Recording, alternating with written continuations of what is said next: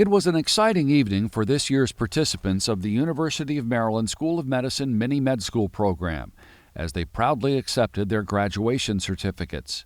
Now in its 23rd year, MiniMed School provides a 5-week series of lectures by faculty, physicians, and scientists, all designed to improve health and well-being in the community. It is a free program for our West Baltimore community.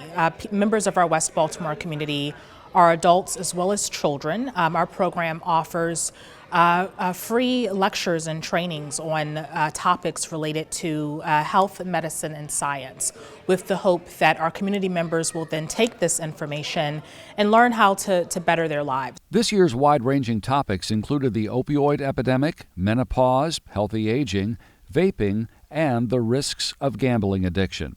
Dr. Chris Welch believes reaching out to the community makes a difference. I think a lot of times these kind of events can actually have more impact in a community because they'll talk, people here will talk to people they know, their family members, and I think it spreads more than probably when we just give a lecture like to the medical students. Over the years, MiniMed School has provided health information to thousands of West Baltimore residents, while expanding the program to include annual programs for kids and seniors.